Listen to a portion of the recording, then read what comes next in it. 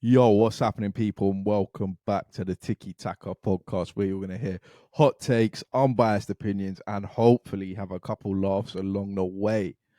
And as you can see, if you're watching on YouTube or watching on Spotify, there are some new additions to the set. Me and Michael have just been laughing about them and talking about them. And obviously, my guy on this side of the desk, Tomiyasu, had a couple people question, even my brother question why I had to get Tomiyasu. Yeah. Or maybe Declan Rice, Bukayo Saka, William There's a lot of Saliba. stars out there. Captain. They're all the hot names. Yeah. Right. But I knew instantly if anyone was going to be on this desk, if anyone was going to make the set with their own photo, I know Martinelli's on that side. I had that as my greatest moment when we gave our mid-season awards. So True. in terms of photo, obviously I was there, loved it. But for one person to be on this desk, I knew it was going to be Tomiyasu. All right. This is like a Tomiyasu cult following for sure. Tomiyasu can do no wrong in my eyes. And Yeah. I think I 100% stand with you. I think like Tomiyasu's profile to me is so invaluable. It's perfect. You a couple episodes back, you actually said it, and I didn't actually deep it at the time, but we were talking about Pep and whether he'd have Tomiyasu, and you said he's Ake and Akanji in one. Yeah, and I actually thought about that again, and I was like, he's left and right footed, so that's both of them. Hey. He does the 1v1 stuff, the ball playing stuff. Do you know that quote from, I think it's Popovich, where he's like, "I'll use him like a bar of soap." That is what Pep would be doing with Tomiyasu. Yeah. Pause. Playing at centre back. Coming in next to Rodri. Start left back. Start left. Start left centre back. Start right centre back. There'll be a game where Pep's trying him in the 6 next to Rodri. Yep. You know how he threw a Kanji in there versus Liverpool and all this kind of stuff. Stones. He revolutionized him. That's why. Look, he's like, I got enough love and enough time for Tomiyasu, and I think he's always going to be amongst Arsenal's like cult hero, like just the club guy who Arsenal fans will love. I don't know if other fans see him like that. They just think he's our spare defender. Because the thing, whenever I see, like, if you did any sort of combined 11 with like Tottenham, Chelsea, Man United, Man City, if you did a combined 11, Tomiyasu none of them would put Tomiyasu in. Yeah, 100. Like, I saw something going around on Twitter about who has a better back four, Arsenal or Tottenham, and like, so I think 3 people on the table said Tottenham, 1 person said Arsenal, which is outrageous to me. Right? But they were saying Udogie clears Zinchenko, which I don't agree with. That's hype. But our best back four is Tomiyasu at left back. I was going to say, and I agree with that point, but do you remember how crazy it was those first 6 months when Tomiyasu came at right back? Yeah. And this whole like frenzy started. It was like insanity. That's part of the reason also why he's there, is because it was Bellerin before him. Oh my gosh. So to have gone from Bellerin dark days to Tomiyasu, dark days. That's like going from Obertan to Ronaldo. It's literally like going from a shingled, mud-laid, dirty, disgusting beach to just a bed full of roses. Like literally a meadow field full of roses and sunshine. Like, it was joy down our right flank before Tomiyasu got there. And he had everybody, as you always say, Sterling. Bellerin's one of the most useless Arsenal players. Tomiyasu had anybody and everybody switching wings, trying to see what's going on the other side of the pitch. Because there was no love down his side. It was like Branislav reincarnated. I still remember when Raheem Sterling came. That's what I'm saying. Yeah. It's just a 90-minute and now, performance. To give Tomiyasu his credit, we're saying that he's probably our best starting left back. For certain games. Oh no, 100% for certain games. But like, that to credit to him is like he came and he was brilliant for us at right back, and we had no problems. And now we're saying, maybe he should be the guy left back, or if. Do you remember the first time Arteta did that? Put him at left back. Yeah, versus Liverpool last season. I just had Salah locked. Come back soon. We'll see you. The only other Arsenal left back to do that is Ainsley Maitland-Niles. So Ilford stand up. Yeah, Michael. Also, we both watched Filthy. Shout out Filthy Fellas. Anyone watching this podcast doesn't know about that, go check that out. I'm sure you probably do know about that. But If you're here. yeah. I'm sure you probably do. But just in case anyone from Filthy sees this and thinks we're just stealing their content, Nedem Onouha went on the episode. For those who don't know, used to play for Man City. Yeah, Like QPR Man City fan, came through the academy and everything. And then played for QPR. And he was talking about, he spoke really well on the podcast, but he was talking about how punditry now is like, you see so many teams play out from the back, and if there's a mistake, guys like Roy Keane, Gary Neville, Jamie Carragher are so quick to just crucify the guy making the mistake and just blame it on him. Yeah. And say that never should have happened and whatever. But they're not actually explaining why he's doing that. Yeah. So whether the pass team's come poorly, whether someone else hasn't made the right angle, where someone hasn't moved at the right time. And it made me think, like, because he also said these guys played the game 10, 15 years ago almost. Yeah, retired. So he said, like, categorically, they don't know modern football. I mean, when did Gary Neville and Jimmy Carragher actually... Gary Neville retired in like 2010. Yeah. Something like that. Carragher was like 2012, 2013. So, can you imagine football in 2010 and the revolutions that we've been through to the football we have today? Bear in mind, that is, 14 years ago. Yeah.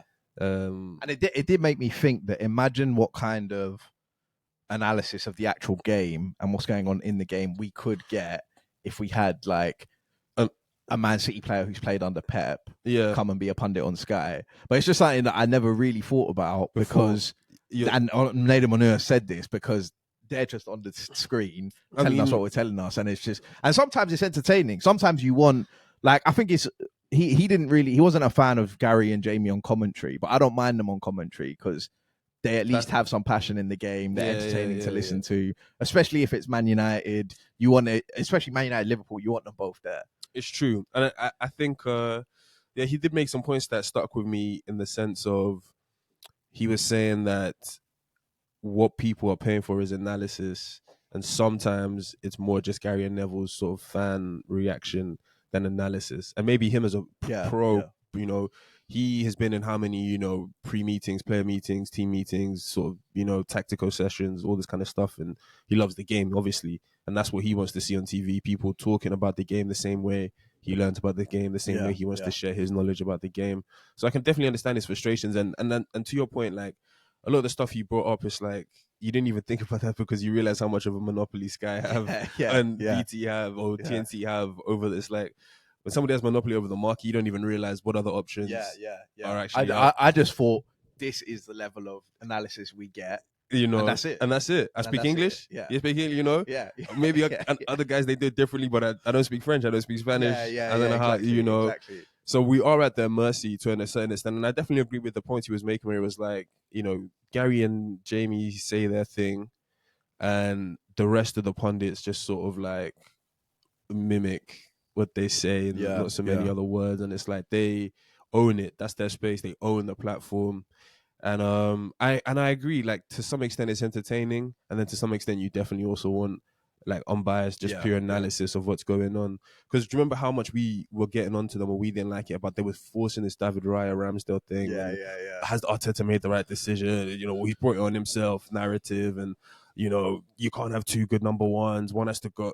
All of this kind of stuff, and you're just forced to deal with that narrative for 6-7 weeks. And I think the like stark contrast, because to be fair, M&F is one of those shows where they do kind of give you a bit more of the analysis, and they do dive into it, but there's been less and less M&F shows this season.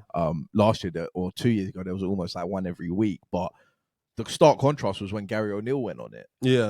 And you heard, obviously that's a Premier League manager, current Premier League manager. He's gonna have, but the way he was setting up a Wolves team that's like not near the top of the table to go and press and find the different spaces, and how they knew they were playing Bournemouth on the weekend, the way Bournemouth set up, that level of insight. Not that, like, I'm saying any player could give that, because obviously Gary O'Neill's a very good manager, but at least there might be more offered in terms of understanding why certain things happen in a game. But I think that's the problem that Sky have, because that's what we want to consume as a younger viewer of football who's like grown up now. Our like formative football years have come with a lot of tactics, have come with a lot of formation changes, have come with a lot of like stuff that we're easily able to digest and understand. And there's going to be a lot of guys who are like 45, 50, 60 plus, 70 plus, who love football, who don't care too much about any of that, who can only watch Sky Sports as well. And that's what I'm saying about the monopoly of the market, where, and I don't even know if Sky would ever do this, but I think what would be best is solution, like different people, not different people, but options. Like you can have Jamie, you can have Gary, but you can also have on Sky 2 the same game, but done by, you know, as you're saying, a younger crowd, somebody who's going to give you more of the unbiased tactical stuff, and that can still be done on Sky, because at the end, even someone like a Fabian Delph, because he went part of the Centurions, played left back in a Pep system, as you say, and like it can't be that hard to get Fabian Delph. And you know, so I think I do blame Sky a little bit, but then I also think that their audience is literally anybody who watches football from the age of 3 to 93, and it's like and we're probably in the minority wanting that. Like, but I don't think so. Well, we're in a growing. If you were to give it as a percentage, I think more people are quite happy with the whatever crash bang. He just wanted it more, because if they just go, because like you say, there will be some people that like, oh no, they're doing too much now. It was just we just wanted it more than them. We outfought them. We at the end of the day, it's just good off. You know, that's why I think if they have it on another channel and they have other pundits that want to take it in a different way, then you can take your pick. And you can take your pick. Yeah. You choose as a viewer. You choose as a viewer as like, you know, a minute for the guys who are really going to be dissecting the formation changes and why they do this and why they do that. Yeah. And, you know, maybe one of these days, I actually do want to hear what Gary has to say. And, you know, so, and all the views are still going to be on Sky at the end of the day. Yeah. If you've clicked on this video, then you can see the title. Obviously, there are only a couple games on the weekend, so we have done an episode talking about that. If you want to go watch that, check that one out on the channel. But this episode, as you can see, is the top 10 worst Man United transfers since Sir Alex Ferguson. And Michael's already got a smile on his face. I know Man United fans don't like us anyway. Yeah. So we may as well do it now. Right? Yeah. So 100%. And you know what? For some Man United fans, you might enjoy this episode. It'll be a laugh. There'll be a lot of banter. And we probably have to balance things out at some point and do top like 10 worst Arsenal transfers, because there is a lot of comedy in our worst transfers. There is. But at this moment, we don't need to. There's only one topical discussion. Yeah. There's only one team's transfers to laugh at. It's the Ineos and the new takeover. This is the beginning of a new era. And Omar Parada. So it makes sense to do it now, because I do feel like Man United are transitioning into a new era, and let's just look over the last one that's been through and pick out some of the highlights or the lowlights. United are probably, Liverpool fans might get annoyed by this, but United are probably the biggest club in England. So eventually they're gonna get back to the top. Yeah, like, I think we all know. I that, said right? this. It's we gonna. all know that. United are gonna. At some point, United are gonna. United have the ability or the DNA to literally catch lightning in a bottle and rise back to the top. Yeah. There'll be some kid that comes out of nowhere, signs for United, and he is an absolute world beater. Yeah. And he drags them back. I think their manager is maybe even more important. That I think that can come with, but I think imagine Man United's next manager is a guy like De Zerbi. Yeah. Oh, he'll bring it out, but he'll find a gem. Yeah, he will. But it won't be like that'll be cool. Ollie finding a gem. Yeah. And they bang for a bit and they go off form and then. But like on the Old Trafford pitch, De Zerbi playing his ball, bringing players in. Like Man United are most probably gonna get back to the top at some point. But while they're not there, it would be rude. We have a top 10 list It'd be to rude get through. For us vultures not to scrap on that. To circle round, man. But yeah, for those who haven't seen the top 10 before, I asked 9 people, and they all gave me their top 10 in order, assigned points based on that, and then came up with a combined top 10. So there was a lot of different names. I was going to say, before we even get into the list, I need to preface my list on, because it was just top 10 worst transfers, no more like additional context. So I have done, for a lot of mine, personal I know. I've done like personal bias, an opinion / also so like did Stedman. Also like the hype and what actually happened. Yeah, we'll get into that because I think a lot of people whereas before we've done top 10 summer signings, top 10 wingers, a lot of people value a transfer in different ways. Yeah. Right. And how good a transfer has been is not just about how they've played on the pitch. Yeah. For some people, it might just be about they played well on the pitch. But for some people, it might be a saga, refusing to train, never actually being fit. Could be anything that you take into account. What the signing defined at the time. Exactly. Where Man United were at the time is going to play a part. Yeah. To be fair, there's a couple names that I definitely left off my list that should be on there. Yeah, well, we'll get into it. Okay. We'll get into it. But just a couple top 10 facts, right? So this is of our top. We had 25 names in total. These stats are just about the top 10. So it cost over 500 million, which averages out to more than 50 or like just over 50 million a player. Did you see that the guy who was doing negotiations? I think he just left. Yeah. But yeah. I mean, the money that United. This is why this list will always be and some of their most expensive signings aren't in the top 10. That's crazy, and it's still over 50 million per player. That's where it averages out to, which was nuts. 3 Eric Ten Hag signings made it to the top 10, which is make that what you will. There might be some bias there.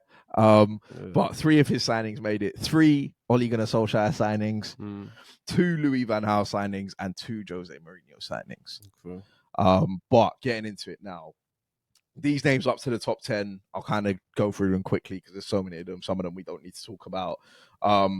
We have 25th, Malacia.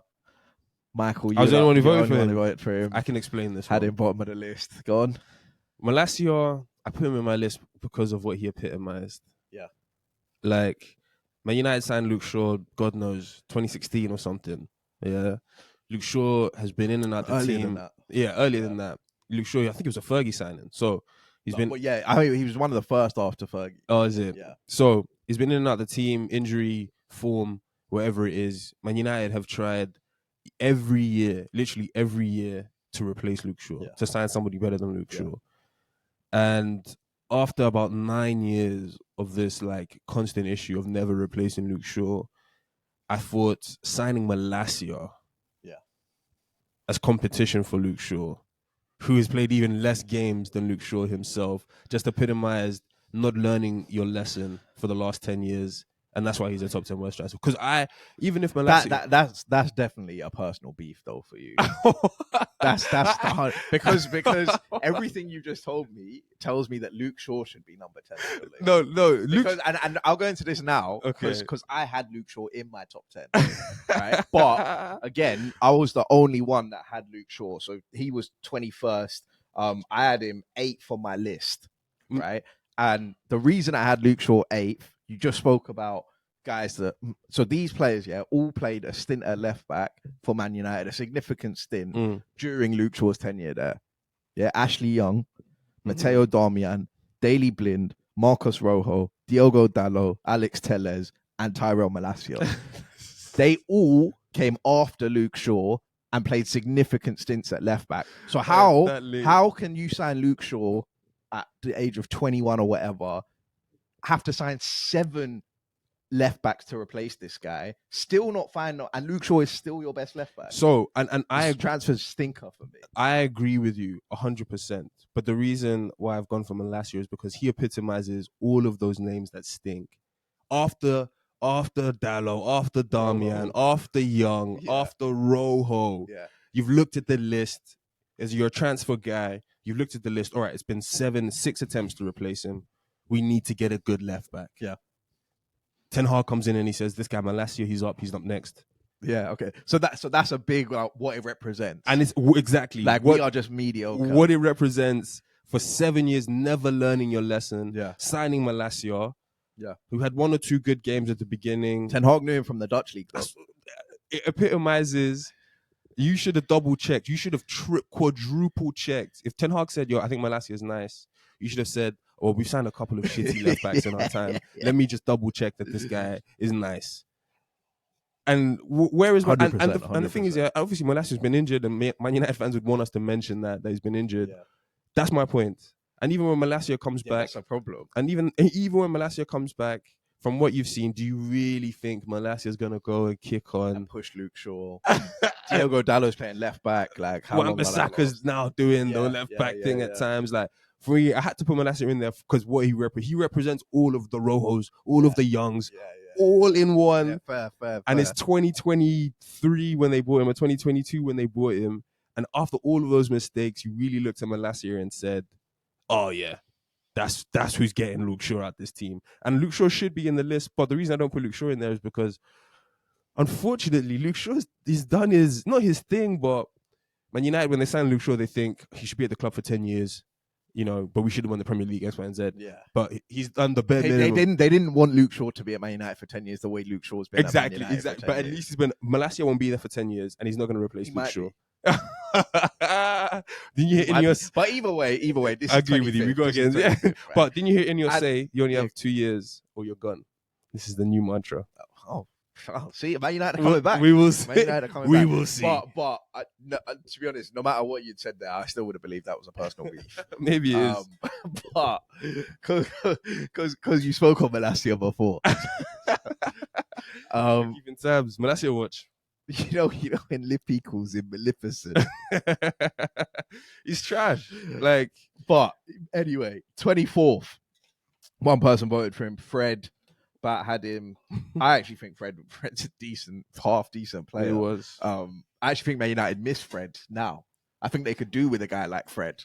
I think, especially in some of their games. Bro, have you seen how lackluster their midfield? At least Fred can transition the ball. He can take it. I think you had to, if you got rid of Fred, you had to get rid of McTominay. You couldn't have got rid of Fred and then said, McTominay was the better of the two of them. He wasn't.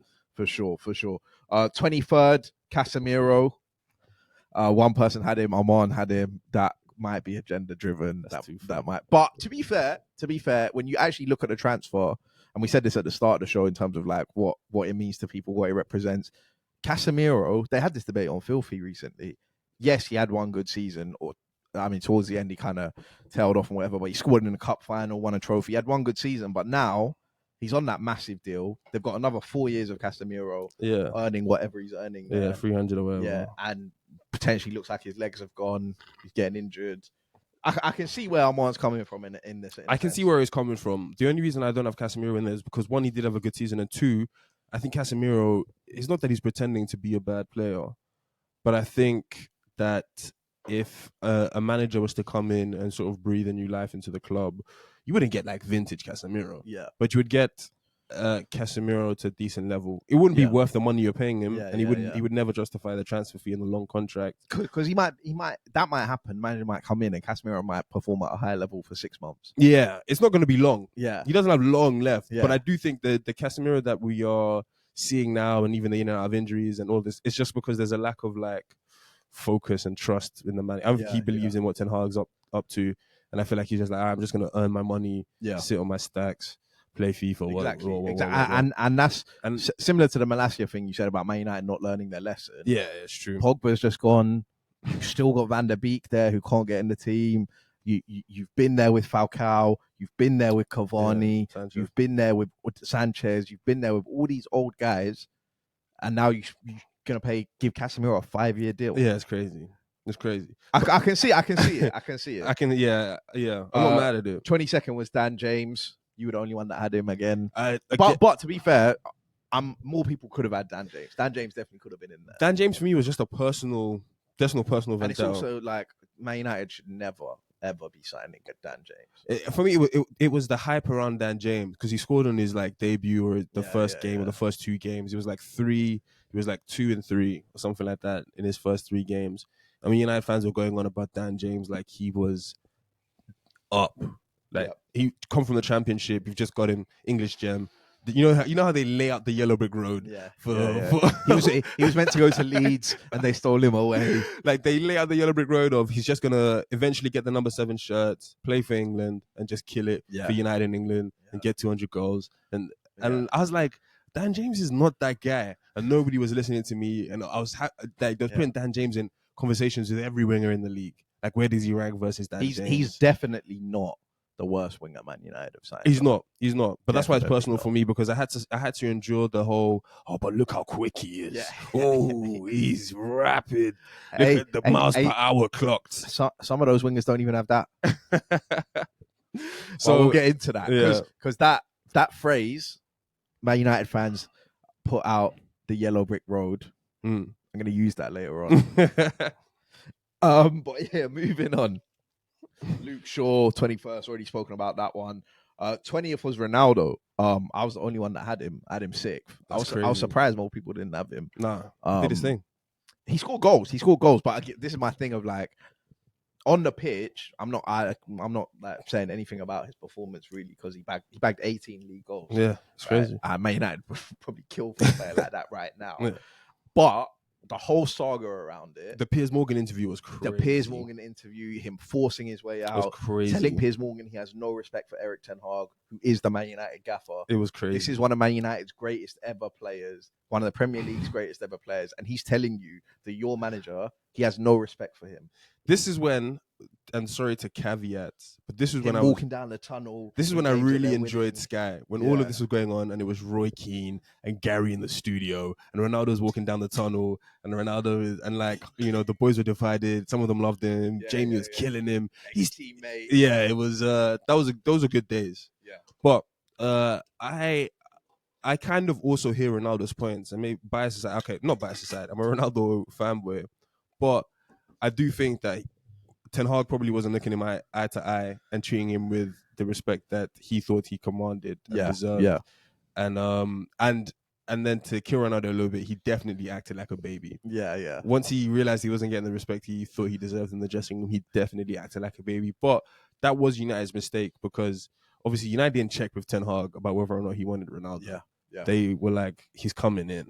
And you just better deal with this. And that's the thing, is that like I've said, he played well on the pitch, and the fact that Erik ten Hag then drops him, every story is now Cristiano Ronaldo's on the bench. Cristiano Ronaldo's on the bench. Cristiano Ronaldo's not playing. And we might use this word a lot in this episode, but that whole circus around Man United that's been at Man United since Fergie left. It does epitomise a lot. Ronaldo was a massive part of that. And that was in a season that Erik ten Hag was doing well. The team were doing well. They were on their way to a final. They finished third. No, I agree. And Erik ten Hag lays out the law with Ronaldo for leaving games early or not turning up to training. And Ronaldo's doing Piers Morgan interview. Yeah, the whole saga was just a mess. It was very messy. But yeah, I was the only one that had him. 19th was Eric Bailly. One person had him. Not too much to say on that. One person had Højlund. Schweinsteiger. 2 people had him. Two people had Bruno Fernandes. Yeah, Schweinsteiger's crazy. I thought, that was bad. You can always rely on Bat to throw some wild cards in there. He was bad, but there was a lot worse. I don't actually remember Schweinsteiger playing. He didn't play that too much for Man United. I just remember Mourinho sending him to train with like under 18s and just banishing him, and then Schweinsteiger left and whatever. But yeah, two people voted for Bruno, Amon, and Louis. They almost certainly have agendas. That's agenda driven. Because I did say to them, I was like, look, if you're going to put Bruno in your list, you need to give me an explanation, because Michael's going to ask me, why is Bruno in the list? Yeah. And I need to give him a valid reason. So Louis said he doesn't like the way Bruno plays. And I thought, you know what, that's actually fair. Yeah, I can see that. That's a disgusting brand. He thinks that Man United win in spite of Bruno, not because of Bruno. Mm-hmm. And he also went on to say that Man United will never win anything major with Bruno in the team. Which is quite a bold statement. He'll score the final. He'll score the winning goal, Bruno. Knowing Bruno. In a major get taught for it. Like, you reckon? Yeah. But why hasn't he already done it? No, because... So, I think Bruno's...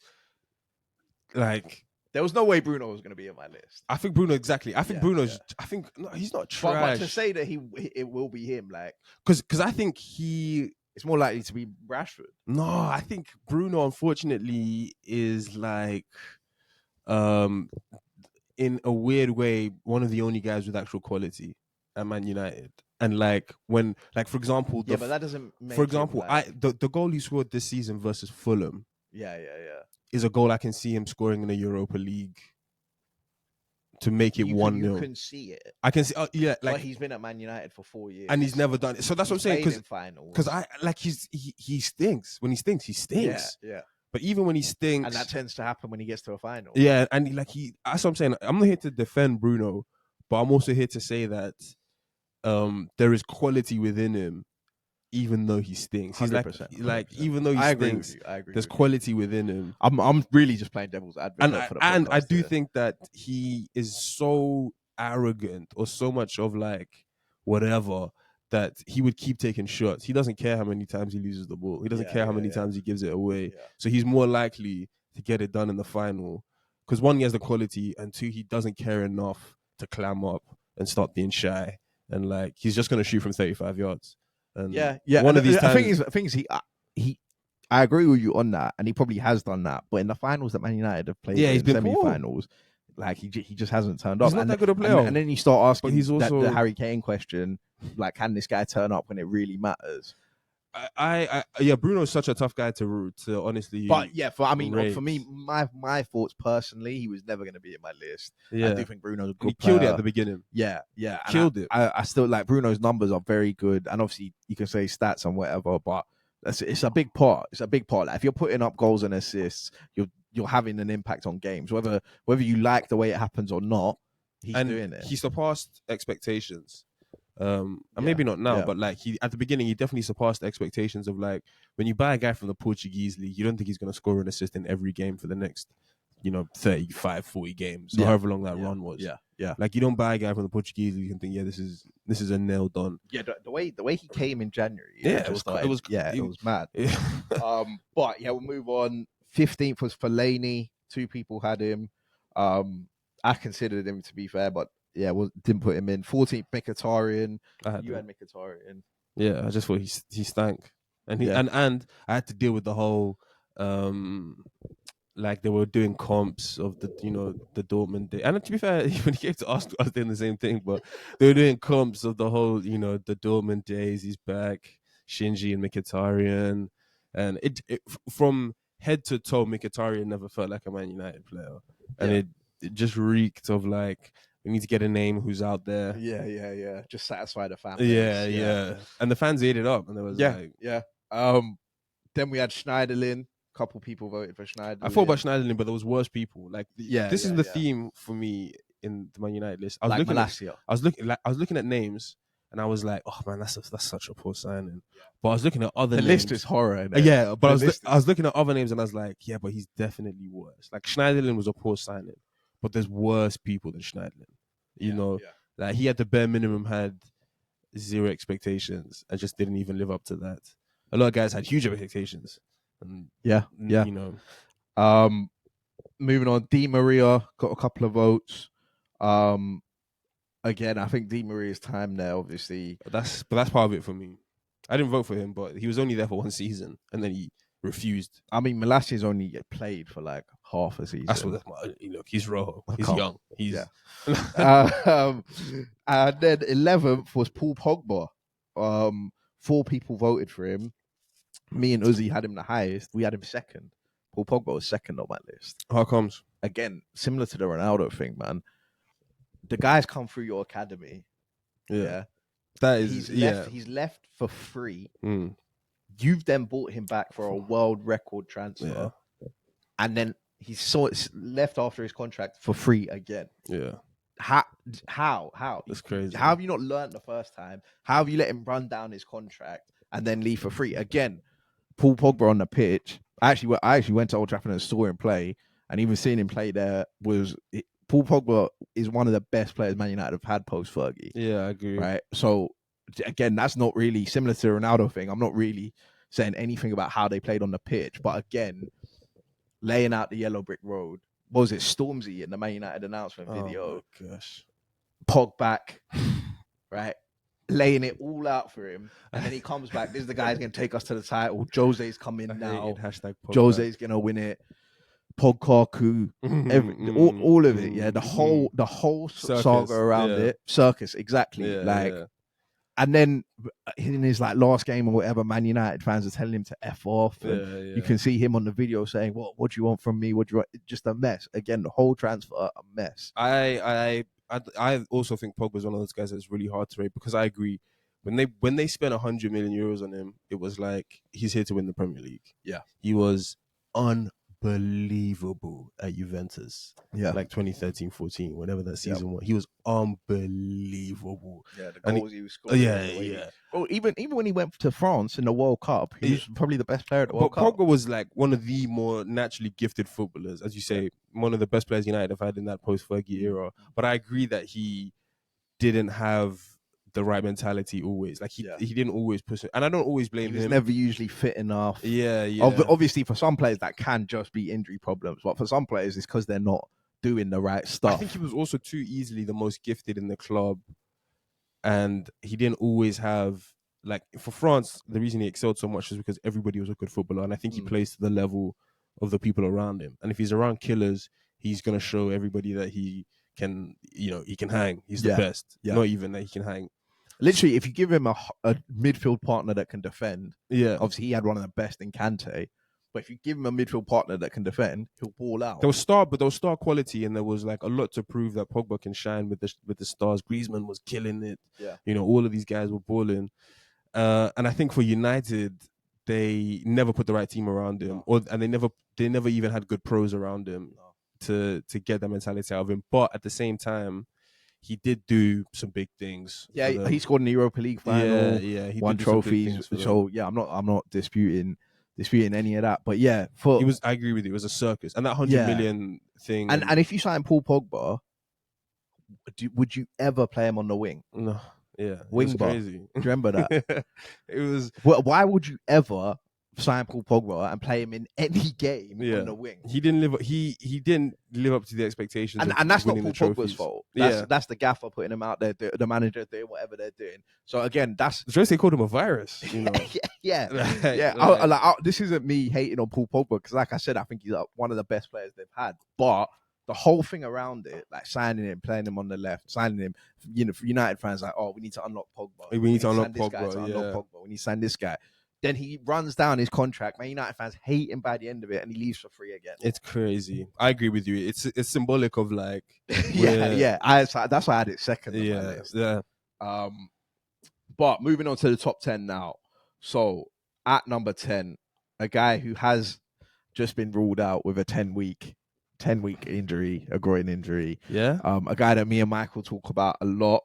He was in 5 people's lists, and me and you, Michael, actually had him the highest. AM9. Anthony Martial. Good. Welcome to Manchester. Good.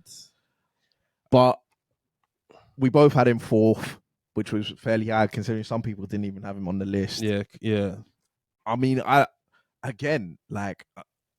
the boogeyman. I've been very clear on my thoughts on Martial on this podcast. He's the boogeyman. Martial in front of goal. Cold. Ice cold. Ice cold. He can bury it. Bring a jacket. That's hard to find. Right? There's so many teams that want a striker that's ice cold in front of goal, but they don't want Martial. because everything else that comes with Martial, I think he can have a testimonial at Man United if he was there for one more season. Yeah. I would not be... How he survived this long at Man United is a myth to me. And every year the money gets bigger, the contract goes up. Yeah. Every year it gets more. Martial, but contract negotiation, Martial.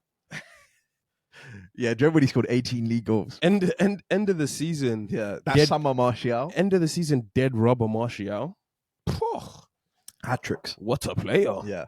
Yeah. I think Martial embodies a lot in terms of when a lot of people, and now it's been spoken about more prominently, but when a lot of people speak about like United being a graveyard for careers, Martial epitomizes that. Like, he came in big hype. But go on. United fans was talking Grease, trying to come to Thierry Henry. We've got the new Thierry Henry. Monaco, big money, scored in his debut. There was obviously a player in there. And then his career just sort of like drifted by. And like he would be nice for a couple months and then be injured and then take forever to get back up to speed.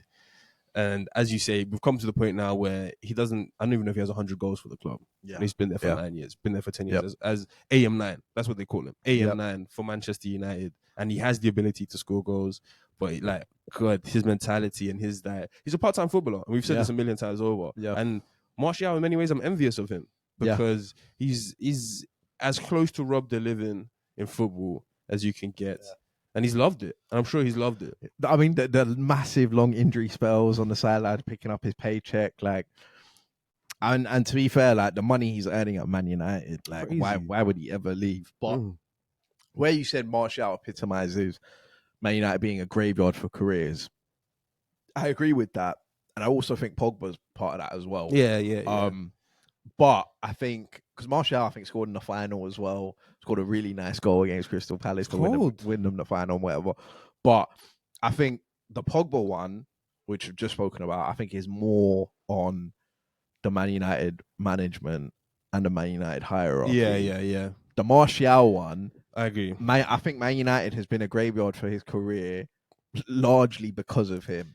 You know what changed Martial? I think Martial has not put more than the bare minimum required for effort in, not the slightest bit more than that. He's actually to try and make himself who he could have been. He's a man after my own heart. Because if Martial had the ethic and the application, I genuinely think Martial could be so serious. He's a man after my own heart. This is me in the workplace.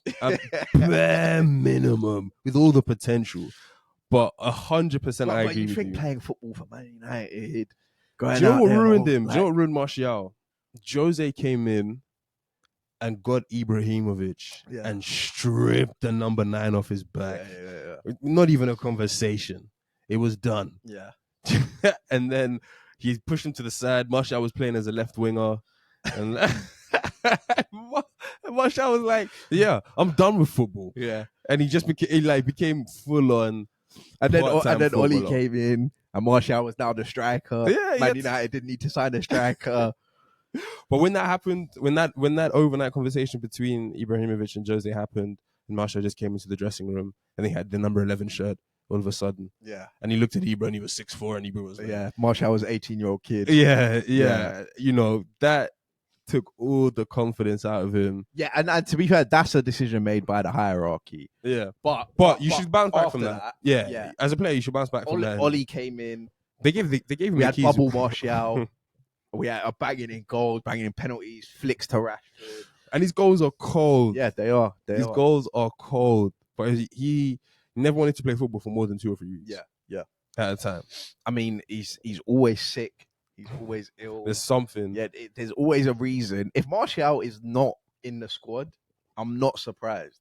I don't know about any injury problem. I don't know about any illness or whatever. But if he's not in the squad, I'm not surprised. Oh, it could rain, and he could be like, guys, I don't know. It got to a point where I didn't even notice. Yeah, you forget he was around. Yeah, you forget he was around. Weghorst shouldn't have nearly as long a run as he does as United number 9. Yeah, with Martial in the squad. Yeah, I just on that point, that just reminds me to clarify we're only doing the permanent signings for Man United. So guys like Weghorst, someone mentioned Igalo. Yeah, it's a bit so. yeah. They might have been on the list, but I think it's easier or it's better for a top 10 list to show a permanent transfer rather than like Val Weghorst did 6 months here. Yeah. So and he won a trophy. Yeah. So it might be a bit difficult, but yeah. So these are permanent transfers. He was big though, but he in many ways he was worth it at the time. Like he was 18, 19 years old, all the potential in front of him. But at the time he was big though. It was a lot of money. Yeah. And he has to be in the top 10, and he has to be high up in the top 10. And he was backed by the players and by the fans for so. In the 7th season, there was still AM9 is going to save us. Yeah, AM9. But yeah, we'll move on. 9th place, an Eric Ten Hag signing from only the summer. Man United fans are hating this. How many people voted for him? Mason Mount. He got 4 votes, right? But Bat had him, which I definitely think is agenda driven. Yeah, Bat's a Tottenham fan. And Armand had him, which again I think is agenda driven because Armand's a Chelsea fan. Okay. Personally, I think Mason Mount's a good player. There's a guy in there. I would have taken him at Arsenal. I think I said that to you. Yeah. In the summer. and he's never really been like an injury-prone guy up until now. So yeah, that's kind of almost been unlucky in a sense for Man United. But I think because of what they spent on Mount when they already had Bruno, and what they could have maybe spent the money on elsewhere, is why Mount made the list. I actually disagree with Mount. I don't think Mount. My only problem with Mason Mount is Eric Ten Hag. Literally, I have because you can never play Mount and Bruno in a serious team. I have no idea why Eric Ten Hag chased Mount for so long, came back for a third, fourth bid. Yeah, if he had no idea what plan he had for him in the team and what position he was going to play, and if Bruno was going to go out wide or if Mount was going to go out wide. I thought he was going to play like left wing. Yeah, like left forward type of position. So my only problem is really Eric Ten Hag, because you chased him. Obviously, you had all these phone calls with him, explaining the system, explaining what you're going to do. And when it came down to it, you didn't really have it all figured out. Yeah. And so I know Mount has not been good, but definitely he was promised something to come to United. And hasn't been and I think it's more Ten Hag than Mount, because I agree with you. I think there's a player in there. Yeah. And I think there's a guy in there. I think if Mount had come to Arsenal, and he played in that left 8 role, it would have been where Havertz is maybe playing, I think he would have done quite well. Yeah, I do as well. He's quite good in the press. He can take the ball in tight areas. I think Arteta deliberately, at the time, I didn't really. I was like, we should go for Mount. But now that I think about it, it's like Mount's profile to also Smith Rowe's profile. Yeah. Well, yeah, and we spoke about Smith Rowe on our review of the weekend's fixtures, so check that out. But yeah, the way Smith Rowe came into the team, if Smith Rowe can get back to anywhere near the level he was, he could be. Then he's clear of Mount. Yeah, he's clear of Mount. But Mount for a couple people made it. For me, I don't really see that one. I think he needs more time. For me, it was hard to put any of this summer signings in there. I put some of them just for. I know. We'll get on to that, because the next one in 8th place, another Eric Ten Hag signing from the summer, Andre Onouha. Of course, just been dropped by Cameroon. Yeah, and they made it. He missed the first game because he was late. Played the second one, then a howler, and then got dropped for the last one. And they made it through. Onouha had 5 votes. Has to. I didn't have him in my list. Yeah, giving him time. Yeah, and it was quite hard for me to get this list just down to 10. As I said, I agree. Like Fellaini didn't make my list, but I would have had Fellaini over Onouha. Was Fellaini that bad? Yeah, but what are Man United doing signing Fellaini? What is your long-term plan if you're going to have Fellaini as like a number? Bro, his best position at Everton was a number 10. Yeah. Can Marouane Fellaini ever play as a number 10 for Man United? It's crazy. But yeah, I didn't have him in. But Nick had him in, and Nick said he's on his way to number 1. That's the trajectory. The reason I had Onana in was because of many. Well, there's more than one reason, but there was a lot of good keepers that went for less money than Andre Onana. Like, you grabbed one of the worst keepers who's going in the summer for more money than anybody else was willing to pay, and now you're stuck with him. Yeah, and like Onana is definitely better than what he's shown this year. Yeah, like, he can't be this bad. Surely he can't be this bad for however long he stays at the club. But like, Raya was available. Sanchez went somewhere else. Yeah, like Vicario. Yeah, Vicario was out there. There's a lot of keepers that have moved around. Yeah, Leno. All this kind of stuff. Matt Turner. Yeah. But there was legit keepers that went for, like even Brighton got, what's this guy? Verbruggen. Yeah, Verbruggen in. Brentford got a new keeper in, obviously. Yeah. And it's like, there was a lot of guys out there who you could have copped for less money, who would have done just a sure up. And there was one guy they already had. Yeah. Well, should they? Hey. Tough question. So I had an honor in there for that. He epitomized just bad decision-making negotiations. Let's go for the shiniest toy in the market. He's just made it to a Champions League final. Let's grab him up. Yeah. And then again, played under Eric Ten Hag. Ten Hag, it's like, what is your plan? You got Andre Onana, but now you have Johnny Evans with him. You wanted to play out the back, but, like, you're playing this weird hybrid. you have a keeper who's and Onana is good with his feet. Yeah. And he plays good balls. Yeah. And he's tidy. But you've signed him with no real plan of how you actually can get the best out of him, and that just sums up Man United. Yeah. And he also, for as good as he is with his feet, he doesn't seem to be able to catch a cold. So, Yo, I mean, I can see why he made it. Just those Champions League games alone. I mean, I mean, he is the reason they're out. But they scored 9 goals on the road. for me, it was just a time thing. Like I said, I didn't put any of the summer signings in there because they could change it around. There's a lot of bad Man United signings. Yeah, that was a tough battle. I can't lie, between like the guys who can actually turn it around. Yeah, versus for sure. But in 7th place, an Ole Gunnar Solskjaer signing 80 million. English centre back Harry Maguire. I actually didn't have him. 5 people had him. Yeah, you didn't have him, which was surprising. I think you might have been, or you and only one other person didn't have him. And I think Maguire has been rubbish. I think he's been terrible. But I think, I mean, the 80 million price tag will never be repaid. But I think that he's had not a decent career, but at least he's played football games for Man United. And there's been periods in those football matches where he's strung together 3 to 4 games of continual performance and decent performance.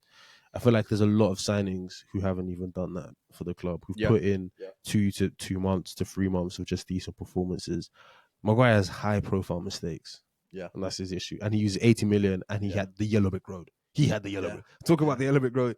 They laid it out for him.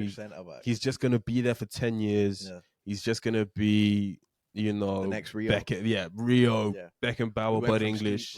Exactly. To Ronnie Johnson. He's going to be England and Man United centre back. He's going to wear the number 6 or number 5 or whatever. And he's just going to ball for 10 years. Yeah.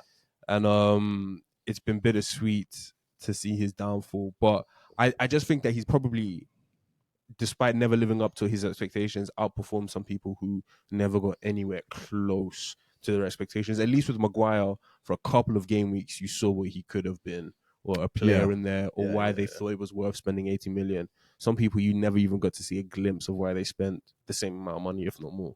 Yeah, no, I hear that. I had Maguire 9th on my list, so fairly near the bottom, because I actually think that for as bad as Maguire's been at Man United, I do think Maguire's a decent centre back. Yeah. Like, he's definitely Premier League level. Yeah. Like, if he went to West Ham, he'd do well, and he played next to Zuma, in like a low block David Moyes back four, he'd be monstrous. Yeah. Set Ward-Prowse to Maguire on set pieces. I think he so I'm not really doubting him as a player, but I think the price tag's a massive part of it. The expectations that the yellow brick road. Like, and again, whoever's signing Maguire and then deciding Man United needs to play on the halfway line, problems. No plan. Big problems. Uzi actually had him first.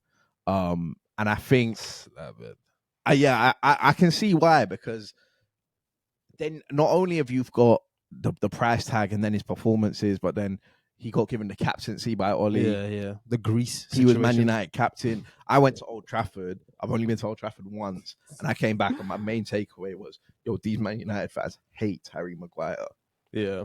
Any mistake Harry Maguire made, it was like towards the end of Mustafi at the Emirates era. And the way guys were just getting onto him. Like, I remember I was there for a Southampton game and Brozier was playing for Southampton. And Brozier twisted up Maguire. And the crowd started cussing him out, right? And this is Man United captain, right? They were saying it's a disgrace that he's captain. They want him stripped or whatever. Ten Hag then eventually strips him of captaincy. He gives it to Bruno, and now Harry Maguire's back in the team. Yeah, Ten Hag wanted him out. I think one of the crazier things about Maguire is how he went from having this all paved out, all the English media behind him, all the love, all the praise, to like the pity party of like, we've just got to protect and love him. Yeah.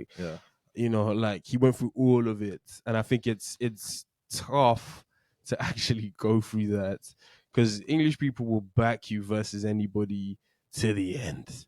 You know, as long as you string a couple, like the conversations that Henderson finds himself in, they'll back you to the end. So for Maguire to like get to the point where fans think he's a disgrace to be a captain, it can only be through performances. You know, but I'm surprised you had Malacia over Maguire, though. I think that left back situation, I think it's like, as I said, Malacia was what, like 12 mil? Malacia's Malacia is not over going. Maguire. He's not going to string together 2 months of good football, and that epitomizes the Rojos, the Youngs. Well, the new manager could come in and Darmians. Malacia could be the number one left back. Nah, what? If that Where are Man happens, United? Yeah, I'll where are eat Man shit. United? Yeah. But Malacia, the new guy's gonna come in and demand to get a new left back. Demand. Yeah, but Unless I you think, reckon Luke Shaw could send another manager. I reckon he could send another manager to. I think this is my left back. I think another manager is more likely to try and play Delo there Yeah, true. on some. But then Malacia can be a backup. What's going on with Malacia? I don't even know what his injury is. He's been out since the start of the season. I actually don't even know what his injury is. They don't even. Journalists don't even ask for updates on Malacia. Who cares? Who cares? No, like, but and no one's thinking, oh, this is a big miss. Guys talk about injuries. No one's saying, oh, when Malacia is back. The memes of him and Rashford always come out. So funny. But yeah, we'll move on. So it's 6th place now. Romelu Lukaku. I think this is unfair, man. Yeah, you didn't have him. I didn't have him in my list, man. Yeah, like, and again, like, I know I've put Pogba in here, and I've put Ronaldo in here, and that's not based on their performances on the pitch. For me, Lukaku scored goals on the pitch. He did, but also, I don't think there's too many things bad about the transfer. Because 75 M's on Lukaku, he went for 100 plus to Chelsea later. Yeah. So if you're going to buy Lukaku, 75 M's is probably a decent price. He got a good price, huh? He bagged goals for Man United. He did. Like, I think he has a record of like 1 and 2. Yeah, up until he went to Chelsea, Lukaku was known for bagging everywhere he went. Yeah. I think the issue is that the kind of striker that Romelu Lukaku is, horrific touch, backing into players, can drop such a stinker. Yeah. Obviously that got to Man United fans, and the only real bad part about the transfer was when Ole Gunnar Solskjaer said we need a pressing forward, and that was why he sold Lukaku, because Lukaku's not a pressing forward. Lukaku then got sold, and later on Twitter that night, Lukaku's posting his running stats from the Man United training That's the only session. bad thing. They brought out Stormzy again to release the Lukaku. It was Stormzy and Pogba in Lukaku's announcement video. But the Pogba one is definitely more. I get it, pronounced. The left for free, academy graduate came back, all of that. But yeah, I think Lukaku didn't make either. Like, why didn't he make your list? Because I agree with you. Like, Lukaku scored goals, and I agree that he didn't ever look like a Man United striker, poor touch, X, Y, and Z. I also think Lukaku was victim of like this new wave of Twitter tacticos, and like if you look back now, Lukaku's not been Pep destroyed Lukaku. Yeah, because Pep came to Man City and said Sergio Aguero might not be the guy. I need Gabriel Jesus. And yeah. So then Man United fans and Man United managers were like, well, that's Aguero. So we can't keep Lukaku just because he bags goals. We need a pressing forward. Yeah. And I think he was victim to, like, if you look back from the United strikers you've had since Lukaku's done a better job than all of them. You know? So yeah. Like I agree, like he wasn't the best signing. You know, Mourinho never really got the best out of him. Obviously, he like damn near almost came to blows with Mourinho. All of this kind of stuff happened, but his career at United wasn't the worst, and he still bagged goals at United. And he came in the reputation of a goal-getter. Yeah, he got goals. Yeah, he just didn't stay long enough. 1, to win the huge major trophies, and 2, like, whatever happened in that Mourinho stint with Pogba, Lukaku, and everybody falling out, the fans were on his back. He hated that shit. Yeah. I think he wasn't the best, but there's 10 worse signings. Yeah, for sure. Yeah. I think what bumped Lukaku up here was Bat had him second, and Samin, who's actually a Man United fan, had him first. And I spoke to Samin. Personal. And I can see why a Man United fan will put him first. Is it? Because for Man United, that's like, you've just outlaid 70. I know they've done it with Højlund. Yeah. Right. But by the time there's obviously a future with Højlund that Man United fans are thinking, hopefully we can get something from, right? Yeah. With Lukaku, they outlaid 75 million, and it was Jose, and he was coming into with Pogba and all of these guys, and it was meant to be the time now we're going to go and compete with Pep. And I think just to buy a player for that amount of money and for them to have a first touch like that. It's crazy. Like I know goals are priceless in football. So you probably, I mean, Chelsea went and paid over 100 for Lukaku because he bagged goals, yeah. right? But just looking at it, when you see Lukaku's first touch and you think, wow, we paid like 75 million for this guy, it doesn't look good. It doesn't look No, good. they weren't playing a good brand of football under Jose, which made it even worse when Lukaku's touches were poor. Yeah. It wasn't like they were like and similar to the Aubameyang thing, but I think even more like prevalent is that if Lukaku's not scoring, yeah, he stinks. how bad is that going to be to No, watch? he stinks. We thought it was bad watching Aubameyang. In a rigid defensive block anyway. Yeah. Like when the ball finally gets out and Lukaku just gives it straight back. Lukaku's first touch He's just not going to gives it run the straight channels. And but throwing his arms up. Yeah, it's bad. Lukaku at Everton, though, I gotta say, Cold. that was a We forget. demon. We forget. A demon. Cold. I saw what Premier League is the other day. He scored 5 goals in one game. Yeah. No, he was serious. He had like 100 Premier League goals almost at Everton alone. Yeah. You know, like he was proper bagging. And I think even at Inter, like he was always going to have an unfair advantage with the PMP, but Yeah. he did win the league. Yeah. For the first time in a long time. With it was Osimhen before Osimhen even did his thing. But yeah, I think 5 people had him in their list, and obviously 2 people had him quite high. So just reading that off: 10th place Martial, 9th place Mason Mount, 8th place Onana, 7th place Maguire, 6th Lukaku, and in 5th place. Now, I know that this is an entirely Man United video, so I was semi-expecting there not to be any Arsenal bias. I thought, how can there be Arsenal bias? Because we're doing top 10 Man United worst transfers. But drink for this one. I was wrong. Michael, definitely. You know what? You take this one. In 5th place, we've got Alexis Sanchez. Alexis Sanchez is, I don't even know, where did he rank in your list? He's by far the worst transfer. By far their worst transfer. He was 10th on my list. What? 10th on my Look list. at the polar opposites. I had Alexis number 1. Okay, and this is maybe it's not even maybe. And just to clarify for the people watching, I had 1, 2, 3, 4, 5 Arsenal fans do this list, and all 5 of them had Alexis Sanchez in. Nick had him 4th. Matt had him 1st. But actually, go on, give your reasons for why you think he's first. So I had, as I said, when we were starting, like I did my list on expectations, price tag, what you actually achieved, and then like a little bit of just personal bias at the time. I was sick to my stomach. You know how much I loved Alexis. I loved Alexis Sanchez more than I loved Ozil at Arsenal. And I loved Alexis Sanchez, and I was sick to my stomach.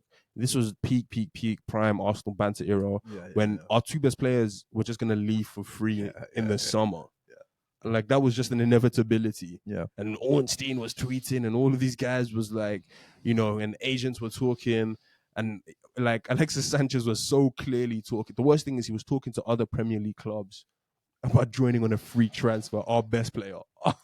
But he was going to go to Man City in the summer, innit? That's what I'm saying. He was going to go to Man City, and and he was dealing with Pep and all of this kind of stuff. And anyway, he makes the transfer to United, and I fully expected United to go on and win the league. It was RVP 2.0. I was like, but Sanchez had been bad that for half season at Arsenal. So the back end of the season, he had been bad. There was a very noticeable drop off because in my mind, so Sanchez. The problem with Sanchez is, and I tend to block this out as an Arsenal fan. There came a point where he was like, he so clearly thought he was better than the club. Mm-hmm. He so clearly thought he was better than the club, and like he in his mind was like, I need to go, I need to leave, I need to go and win trophies. I tried it here, we're not going to do it. Yeah, Arsene, fans were creeping on Arsene's back, all of this kind of stuff. And obviously that was toxic. That was tough to see, and it was toxic. He was throwing his gloves down. He was getting subbed off. All of this kind of conundrums. Not clapping the away fans. Yeah. So in many ways, he had to go. Yeah, but he didn't have to go to United. like you didn't have to go to United. Not after RVP. Exactly. Not after RVP. Yeah. Not after scoring all these goals for Arsenal Football Club. And so I fully thought he was going to go there and just clean up bag. There was talks of him being the best player in the Premier League, like one of, and then he goes to United and he does nothing. Yeah, niche. Like, and I put it top because it also epitomized people's careers going to die, and like Alexis Sanchez was a killer, was a match winner. Yep. For the seasons where he was at Arsenal, there was a lot of games where there was nothing in it between us and the other team. Yeah. We just had Alexis Sanchez. The X Factor guy. Yeah. There was honestly West Brom. You got it spot on today. Your tactics were perfect. Yeah. But we just had Alexis Sanchez. Yeah. But we had Alexis Sanchez. Like, it doesn't. He would get it done. It doesn't matter how it was done. He would get it done. And so I was fully... like this period that Arsenal have been on, obviously prior to this Palace game. Yeah. If you'd had the peak Alexis Sanchez in that team, they win the West Ham and the Fulham no doubt. And probably the Liverpool game. Get it done. Yeah. Smash it into the crossbar. Win the second head. Do you remember in the semi-final when he scored the handball goal versus Man City? Yeah. Just get it done at Wembley. Yeah. So I was. Do you remember the one he scored against Villa that had like flying in? Do you remember I think it might have been the Champions League where he smashed it into the wall and then scored the rebound off the crashed it. So anyway, long story short, I just fully expected Alexis Sanchez to go on and do that at United and win them the league and the RVP thing 2.0 to real. How could that happen in the same decade? Wenger's let it happen twice. And he ended up doing nothing. And how United never got the best out of Sanchez is beyond me. He said he didn't feel loved. He said this, he said that. Yeah. But for me, that is the worst signing because you took our best player. Again, I was caping for, riding for, and you turned him into some he was the definition of a dog. Yeah. And you turned him into some like muzzled mule. And they asked Arsene Wenger what the difference between Alexis Sanchez at Arsenal was and Alexis Sanchez at Man United. And Arsene Wenger said Mesut Ozil. Fuck off. That's what Arsene Wenger said. To be fair, Arsene Wenger, who managed both of them during their peaks, said that's the difference. I actually don't hate Mesut Ozil, and and this is again not to say because Sanchez was a great player. I'm in the other camp. Michael knows that I think Mesut Ozil was the better of the two, but that's not taking anything away from Sanchez. But they needed each other for sure. Yeah, there is that thing of when Sanchez went to Man United, there was no one that was finding him the way, because to be honest, at that time in the league, other than maybe KDB, maybe not even KDB at that point, could find a player the way Mesut Ozil. No, I agree with that. And a lot of the times in those games, as I was saying, Sanchez is winning it. It is a ball from Mesut Ozil, 100%. But yeah, the reason I have Alexis Sanchez number one in my list was the expectations that was put on him, and it wasn't just me. Personal bias. It's personal bias for sure. Yeah. But it wasn't even just me that thought United were going to, how many United fans thought... Yeah, were loving it. Or loving it. Yeah. I was at uni with a United fan, and it was he was smiling every day. Yeah, and you thought... We've just taken the best player in the league. We've just bagged a 20-goal a season Chilean winger from our rivals. Yeah. And we're just going to go him in the league. And Man City were the other club in for him. That's what I'm saying. Yeah. You've beat out the other team who's top, and you've got him. I think this is a horror transfer because Alexis said after years or later in it that he went to Man United and on the first day he wanted to come back to Arsenal. Yeah, he couldn't believe the first day of training. He couldn't believe the training facilities, and he couldn't believe. Yeah, apparently Carrington hasn't changed since 1992. but the only reason I had him 10th, he could have been higher, but literally the one thing that I kept telling myself in my head was he's a free transfer. Yeah, that's true. If there had even been. But his wages were nuts. Yeah, they were. And there was an outlay on that, to be fair, so that you could raise him up. But if there had been a 40 million transfer fee attached to that, and then he played the way he had, he would have been higher in my list. He would have been above Maguire, sure. But for a free transfer, I just could not with the names on this list. No, I agree with you to some extent, and that's why it was even crazier because they thought they had got that was the whole joke. Yeah. You've got your best player on a free, a 20-goal a season bags man, 20 and 10 goal guy. And he did nothing for Manchester. His career died. Yeah. Right there, the day he signed that contract to go and join them. He scored in the semi-final against Tottenham, though. Yeah, he even scored versus us. His career just in that moment. Yeah, it was over. And no one gave a shit for, no one really cared about Alexis Sanchez moving forward. Yeah. Because even when Matt sent me his list, and Alexis was top of his list, Matt was like, "There's definitely bias there." Yeah. And look, as Arsenal fans, it hurt. It hurt, man. Like nowhere near as much as RVP. No, other people's the original. Because RVP. But if Alexis had won the title, the original scar can never be. Nothing like the first heartbreak. Yeah. The first heartbreak's the worst. You get used to it after That's that. what I'm saying. But I think, and I understand that, like Arsenal fans, we're definitely angry. And the most satisfying part of all of that was that he was shit there. He was awful. God, awful. Awful. The player he that hated it. The player that Man United fans thought they were getting, and the player that like nobody can even question, because now, like you're saying, United fans were like had the one up there. We've got your best player. We didn't even have to pay for him. For the rest of the time now, Arsenal fans have the one up on that transfer. Not even because Mkhitaryan was better than Alexis. He wasn't even. Right? Yeah, because they were both pretty poor, right? And I think their numbers at those clubs they left are similar. But Mkhitaryan was never meant to be. Mkhitaryan was literally just like, it was half the. We can't let him go for nothing. free. Yeah, for nothing. Like we need to get something in return, right? So there was no real hope around Mkhitaryan, but. Arsenal fans look at that like we did you that. Yeah. We actually sent you and sold you one. We took his best years and gave you his worst. Exactly. But because he was a free transfer, I just couldn't put him that high. I agree with that. Fair. Moving on to 4th place. And this was someone that everyone had in their list. I thought people would forget about him, you know? Yeah. But everyone had this guy in their list. But he's still only 4th because he wasn't that high. But Michael, you actually had him the highest. Yeah. And it's Memphis Depay.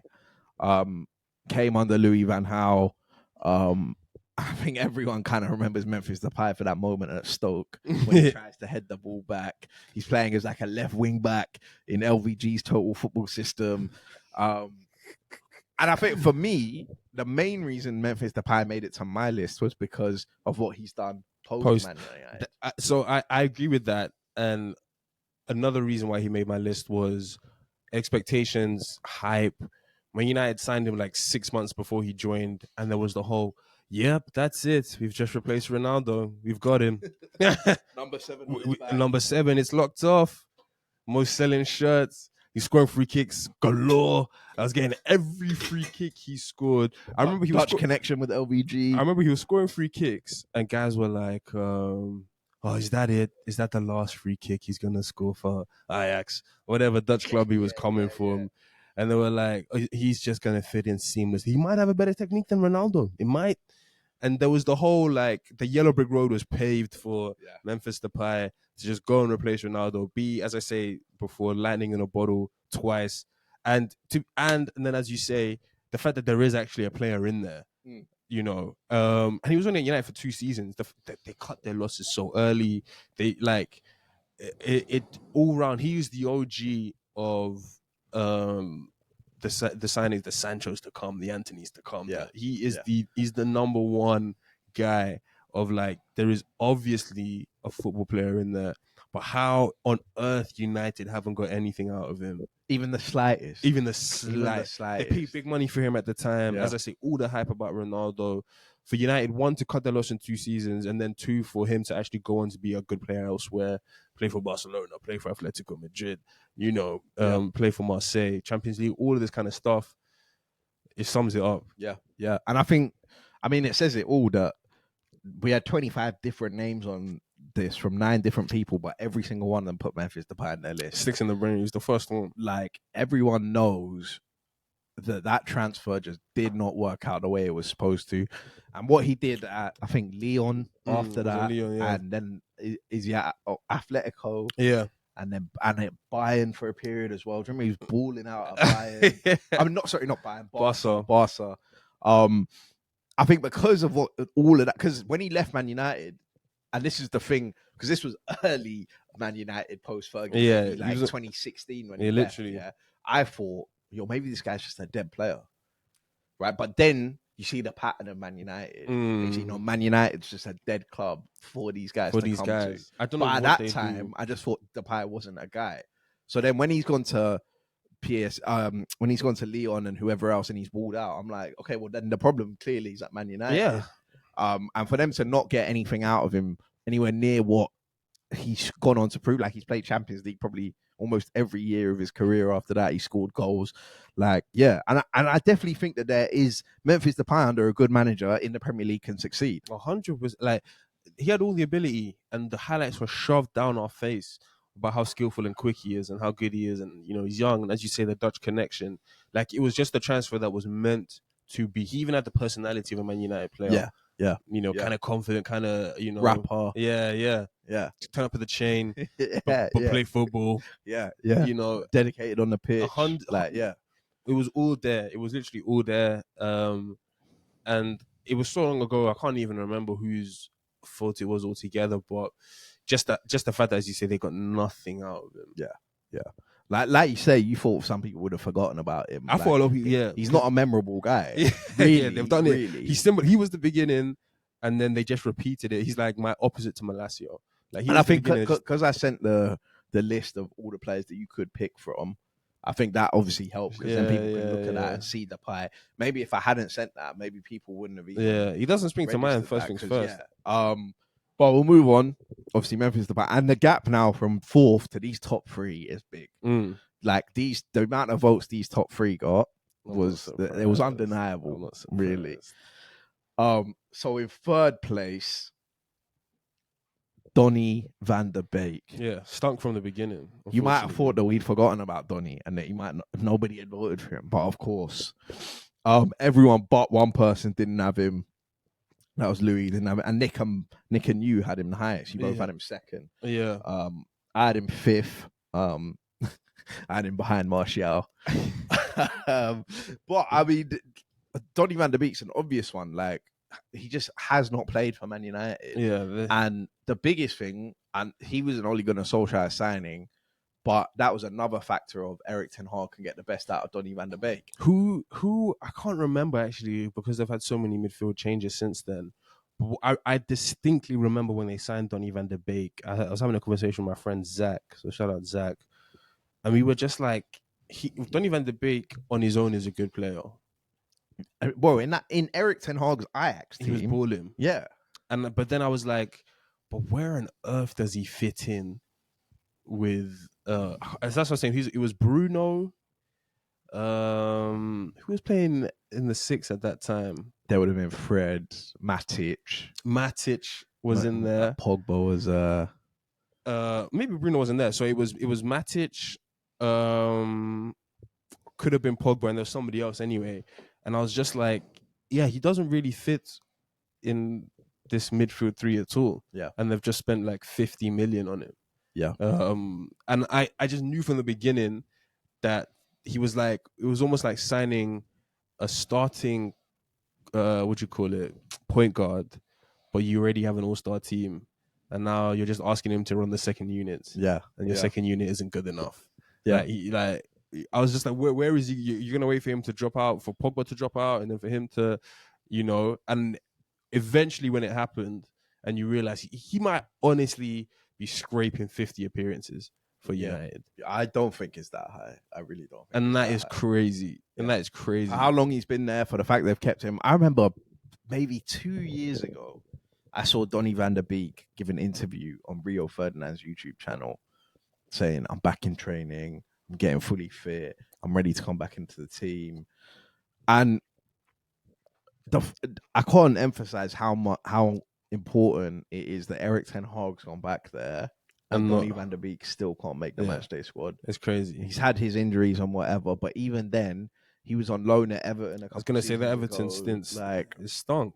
It just hasn't worked for him, and I think rightly so. So many people put him in their list, and yeah, because it's another one where you think there's a good player. You say, how's he going to fit into that team? But when he came, everyone thought he could function as a number 8. Yeah, no, I wish I could find out who the midfield trio was, because it wasn't that he was a bad player. Yeah, it's just that they already had an all-star. It was like Pogba, like it was an immovable object. Like you've spent X amount of money. You've It was, just it was brought in these- Matic, Pogba, and Bruno. It's something. You have like immovable objects in those midfields. So where does he really? Yeah, You know, where is he really gonna get connect? But then you need a squad. You need No, players to come in. And I agree. And at that time, it was like 40, 50 mil for him. And it was like, oh, so you've spent 40, 50 mil on a decent sized squad player. And then even then, he's not getting his, like, and as I say, the nail in the coffin is Ten Hag coming back and not using him. And then that that Everton loan. Yeah, God. yeah. And now he's gone. Now he's gone back on loan somewhere in the Netherlands or something like that. He's still at United, though, no? No. I think they like Fabrizio tweeted that he's like agreed to join. Oh, okay. Well, yeah. I mean, that says it all. And that as well for Donny, another guy whose career has gone to die, and another guy who United have just thrown money at, like just quickly just thrown a good 50. You talk about everybody averaging 50 mil. Like guys like Donny's transfers average to like 45, 50 mil. And like when I said the average of this top 10 was 50 million per player, that's including Alexis, who's a free transfer. Yeah. so Johnny Van der Beek was a prime example of just this guy's hot on the market. He's looking like a prospect. We can get him for 40 mil. Bang, there's the money, done. Crazy. It's crazy. He's one of those guys who, like, if he was working for a big corporate company, he's like middle management earning millions, and you don't understand how he got there. You're like, wait, why is this middle manager earning X amount of money? Because that's another thing. Similar to Martial, why would you leave? Yeah, I'm not leaving McDonald's if they're paying me. You're getting paid. Well, you're getting paid by Man United. No other club's gonna pay you that. So fair enough. And then the top two, they actually had the exact same total, which when it happened, it reminded me of that we irritating me, because these wingers, this wing duo was meant to lock it down for 10 years. But the way I've done it is I've just put number one as the guy who was in everyone's list. Number two was in everyone's but one. Okay. So at number two, we've got the £100 million man, Anthony. Oh dear. I had him third. Michael had him fifth. Bro, you had him below Martial. Yeah. Because Martial's time's up. Yeah. True. So Samin was the only one that didn't have him. Samin said that his last spot was Sancho or Anthony, and he said because Sancho's time's up at Man United, he put Sancho in. I said Martial, he's not going to turn his career around now and score 100 goals. Like, but I mean, there's, I don't think we need to justify this one. It's easy. He's just never going to live up to the £100 million price tag or the expectation put on him. Or like 100 mil. The whole, like, we've signed a real Brazilian thing. It's just died down. They made Anthony the most expensive Premier League signing. The saga as well, the going back, the whole negotiations are done. United going to look at the start of the window. It was 40 mil. I don't know how. Again, I don't know how Ten Hag has quadrupled down. Yeah, told the club to go back in, and then it's not that he hasn't had a plan for Anthony. He's not like the Mount situation. Like, he's known the position Anthony's meant to play. I just think it's so funny that he hasn't got any change out of Anthony in terms of playing style. And like you said, he's pivotal to how we're going to be running things around here in the offense. And yeah. And my problem with Anthony is that I just don't see where the positives are going to come from. You know what? The problem is I see what is Anthony really going to offer Man United? Yeah, I see a player in there. Like, there is a crafty, but he's the way I look at him is, do you remember that player Sessegnon back in the day? Yeah. He's the one at Sunderland. Yeah, he's that level of player where it's like everybody thinks Sessegnon is Sunderland's best player. Yeah. And with that Sessegnon, things don't happen. But you also don't really think Sessegnon is going to be playing for a top. Like, if they went down, you're not thinking, the top clubs are coming to snap him up first things first. But I don't think Anthony would go to a lower league club and be the guy making things happen.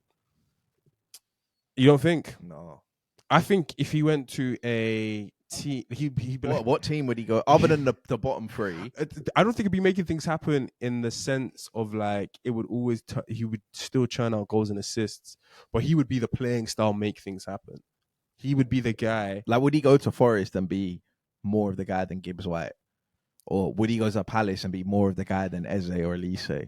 or would he go to whoever else is Brentford and be more of the guy than Mbeumo? Or... So I think he could go to Brentford, for example, and do wonders for their creativity down there. Wonders, not wonders. That is a strong word, but like he could be a fundamental piece. He wouldn't start for Brentford to their style of football. The problem as well Anthony has is, God, defensively he offers nothing, and his carelessness on the ball. Yeah, you can't have that carelessness at Brentford level because you know we never get the ball up the pitch. Yeah, you can't just be giving it away.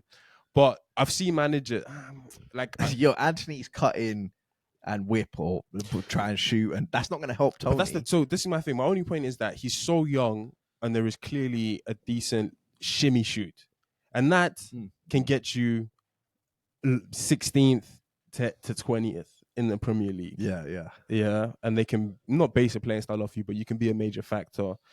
He could play at Everton instead of Jack Harrison. Oh yeah, but Sean Dyche wouldn't have him. But for all the other reasons, the problem with Anthony is the 100 million price tag. Yeah. The saga of going for 4 bids or 5 bids to get him, for him to only be this good. And then my biggest problem with Anthony is he doesn't have a toolbox. Like he doesn't. There's no. You don't look at Anthony and think, where are the positives? He doesn't have like a post-up move, or like if the ball's like there's some players you see in bad form or really bad form, but you think, even when they're in bad form, they can at least do that, and they had their get out of jail free card. Martinelli, for example, he can knock it past a man and just beat him for and pace. you think, this is the plan that he wants to do. Like he wants to knock it past you. Like every fullback is licking their lips. Anthony's not going to beat you for pace. And and he doesn't even have the confidence when he does cut in to knock it top bins to play a decisive pass. And he's not going to go on the outside. Yeah, he's not going to do. There's only one option. Yeah. So if your centre back is close to you and he's doubled up, So and as the two things I would die on with the Anthony is the 100 million transfer, and the saga of the transfer. Yeah, and then the hype when he came in, and the Eric Ten Hag factor. That's his guy. With all the other players available, Kudus and everything else on the table. I think the biggest one's the price tag. Like he's as high as he is on like how many 1, 2, 3 people had him first, right? And most of that I think is because of the price tag. And I think also it's crazy how in such a short amount of time people can so unanimously think he's never going to make that money back. Like a lot of the time, that shows you how bad he's been. Yeah, a lot of the times it's like people will cling on and be like, he's not done well, but I still think there's a chance. I still see the signs. Like 99% of people are like, he's never going to make that money back. Yeah, he's just not worth that much money. Yeah. And it's not that hard to see. It's such a skeleton in Ten Hag's closet. Like it's such a skeleton of like. We said early on in this podcast, Ten Hag is joined at the hip. With Anthony. Yeah. Like he can never escape what he did pushing for Anthony as hard as he did. He can never escape that. It's worse than it's like Ghost in the drug game. Yeah. Quite literally. When you think you can get out, he just can't. Like whatever Ten Hag will never get away from whatever Ten Hag wants to say about the Glazers have been terrible, management above me, the Ronaldo, the Greenwood situation. I had to deal with so many external factors. Anthony will always be leveled at him. And he'll have nothing to say. When Ten Hag's left Man United, people will ask him, how much do you reckon the Anthony transfer contributed? Yeah. Signing players like Anthony. Spending 100 million on Anthony. That is too true. Who's now back in the Eredivisie playing for Feyenoord. He's got Lazio written all over him. But moving on to number 1, I'm sure everyone watching this will know who number 1 is because his name hasn't been mentioned yet. Voted for by everyone. Me and Nick had him first. Yeah, he was number 1 on my list. Right, for obvious reasons, and that is Jadon Sancho. Yeah. The guy who came from Dortmund, the prodigy. And every time me and Michael have said they laid out the yellow brick road, put all of those roads together. And at the end of that, I was just about to say none more so than Jadon Sancho. chased for 2 summers. We had to hear about the saga for we need a right winger. Oh, we my need a right gosh. winger. Have you seen this goal? Are Man United watching? At Man United. What? The Man City Academy graduate. We're getting him. We're getting him. Oh, man. Right wing's locked down for 10 years. 10 plus. years. We've got All 10 time years of more. Jadon Sancho. England, United. 75 million on Jadon Sancho. 72 million on Nicolas Pepe. Who's the better player? Sancho hasn't hit 10 Premier League goals, and that's the full stop you need to put at the end of the sentence. Nicolas Pepe hit 10 Premier League goals. Yeah. I just think the Sancho one as well. But it's not so much Ten Hag, but it's just United so joined at the hip. Yeah, so joined at the hip with that transfer. The saga of chasing him around for so long, exorbitant money. And you actually had him sixth. Yeah, because the thing about Sancho is I still actually kind of think that Ten Hag is going to go, the new manager is going to come back, and there could be a chance that he could revive his career. Do you actually think that? I don't think he will ever make back the money that they spent. What's Sancho's ceiling at Man United in the Premier League? So Sancho's ceiling at Man United in the Premier League is like 10 goals, 10 assists in his best season, playing as a number 10. 10 goals with no defensive responsibilities. responsibilities. James Maddison might not even do that. So, but that's what I'm saying. That's the best, but that's not Maddison's ceiling. Like Maddison's ceiling I would say would be like 15. I'm just saying the best that he could ever put together in a season would be double. Still, but and the reason I say that is because at Dortmund, I never once believed that Sancho was generational talent. But at Dortmund, there was a really good player there. 2, he's only 23.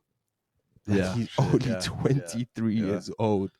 And he has proven to some level that he can play football. But it's all about... Is he better than Anthony, in your opinion? If you had to start one, your Man United manager, forget all this nonsense that's happened with Sancho, first game of the season. Are you starting Anthony or are you starting Sancho? Oh, man. I would... probably start Sancho. Yeah, okay. Because he's shown something. I would start Anthony. The reason I show Sancho and literally because that shimmy and shoot that we mentioned about what's Sancho gonna do? No, but Sancho has shown like he can get a winner versus Liverpool. That's it. Anthony hasn't even shown that.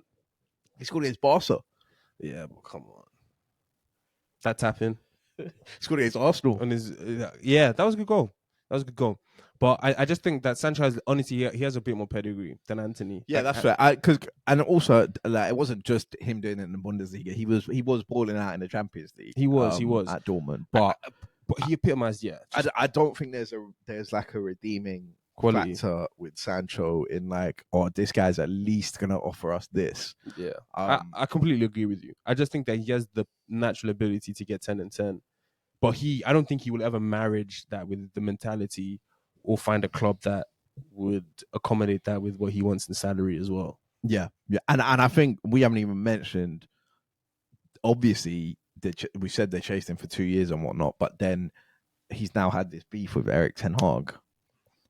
Another 75 million outlay on Sancho. I know Erik Ten Hag didn't sign him, but that's 75 million that the club have spent on a 21-year-old at the time to come and be the new face of Man United 10 years. At some point. To buy 3, 4, 5.0. Yeah, and Ten Hag's banished him. And some of that is on Jadon Sancho as well. Because Jadon Sancho's obviously not been applying himself the way he maybe should have been. And he's refused to apologize and whatever else has gone on there. When he dipped just now in January and the video came around of like everything that sparked the Sancho situation. Like looking back now, well, not even looking back, but it's so minor. Yeah. For him to blow up his Man United career. Yeah. Bro, we sat here on this podcast and I said, even if he doesn't mean it, at this point, don't you just want to play football? Like, for him to, like, as you say, chase for 2 summers, paying him 300k a week, spending 75 million on him, you think there's some obligation of professionalism and I want to do well to repay you for the faith you've put in me. But for him to refuse to apologize and blow up his whole Man United career over a manager saying, I don't think he was training well. And if I have to really be honest, I probably agree with Ten Hag. He probably wasn't training well. Yeah. You know, obviously I'm not at the training sessions, but I get Sancho's POV of I'm better than Anthony, I should be starting ahead of him. Yeah. But if you're not turning up on time to practice, if you're not, you know, giving it 100% and you're being cancerous in the dressing room, always talking shit about behind Ten Hag's back. Yeah. Like, and that's all he said. That's all he said was just that he thinks you should be training better. I don't know if that's a put up, you know, I'm being scapegoated. Yeah, draw the moats. We're at war. And this is your Man United career. And I agree, like, you know, everybody's still saying that, like, Man United is a graveyard for careers, but it can also be a absolute money maker for your career. Yeah. You score a couple the goals. two are linked. 100%. Especially when you're young. 100%. So if he is a shining light in a poor Man United side, the contracts, the endorsements, the love from the fans. They're looking for Man United have had such poor luck with wingers looking for anybody to come and be good. He was probably their best selling shirt. Done. Tentro. They did everything to try and make him sound cool. And for him to at every level JS7. for him at every level to turn his nose up to the possibility of like grasping this opportunity with two hands. I agree he can easily be the worst. And they stripped him of the number 7 shirt when Cristiano came. Yeah. I mean, they gave it to him for one season. Took it off. When we talk about Cristiano, when Cristiano was giving those speeches about the youngsters and their poor mentality, I know he was looking at Sancho. Yeah. Being like, this is what you spent 75. I went for 75, 80 million. Yeah. In my prime. Yeah. Is this what you spent? It's almost something like, as soon as 3 o'clock comes, Sancho's already talking about pro clubs with the guys.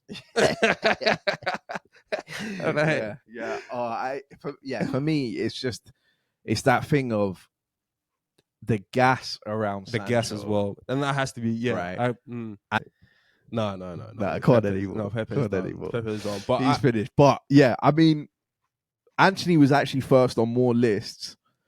But yeah, man, I just think Anthony does reek. It's the way Sancho plays. He can't beat a man. Yeah. Like I look at it, and I'm not even trying to be biased here. I genuinely mean this.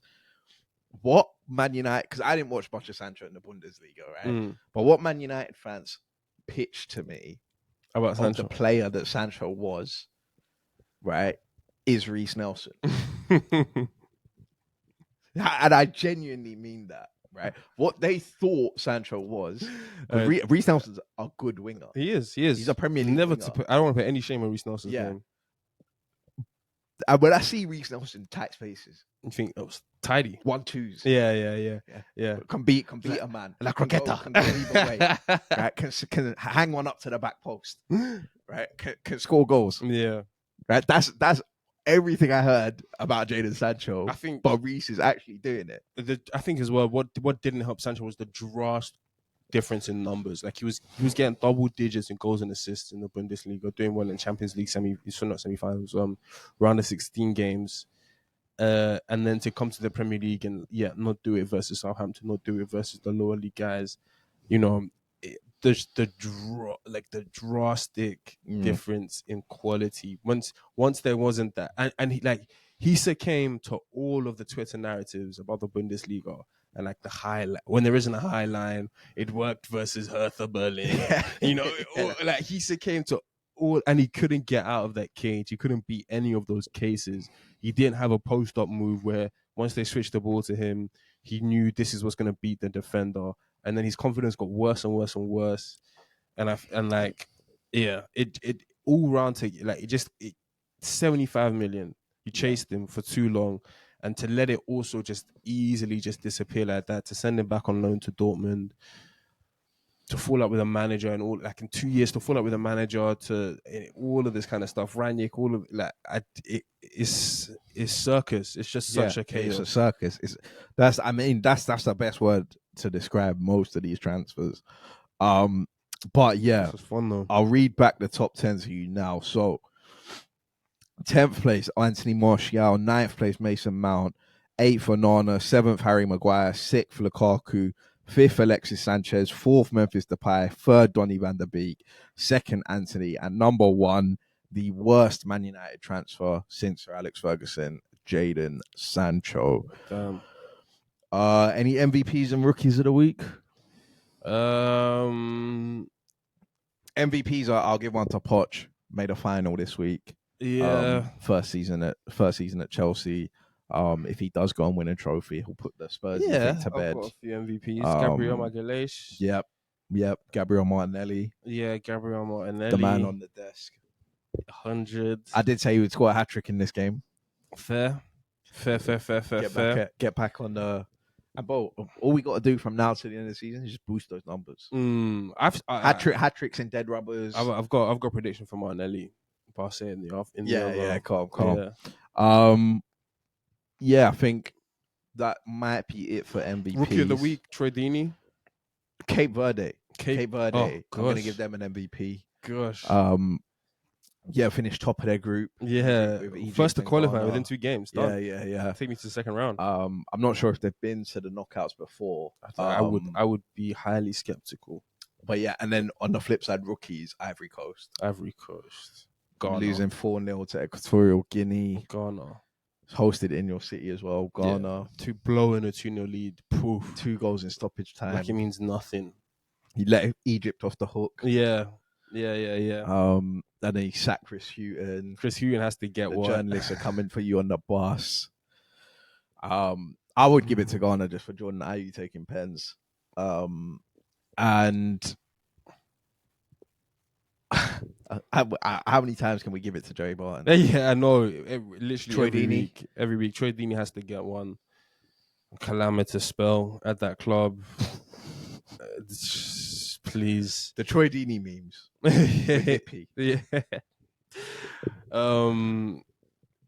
I think that's thinking. Yeah, I think that's it from us. Thank you guys for listening. We hope you enjoyed this episode. This was a fun one, man. Yeah, this was good. More misery for Man United fans will be there. Yeah. We enjoyed this one. And look, if there are any Man United fans watching, it's only up from here. Ineos. Maybe. Omar. Yeah. The future. I've heard good things. It looks bright. You have nothing but to be positive for. In 5 years' time, if we're still doing this podcast, might be top 10 best Man United transfers post Eric Ten Hag. Oh, that would be. But look, thank you guys for listening. If you want to hear our thoughts on the Arsenal game or the Brentford game, check that video out now. That's also out on the channel. Yep. If you're watching on YouTube, subscribe. I'm trying to get the subscribers up. If you're listening on Spotify, follow us. Check out the TikTok. Post a lot of clips on there. And yeah, thank you guys for listening, and peace.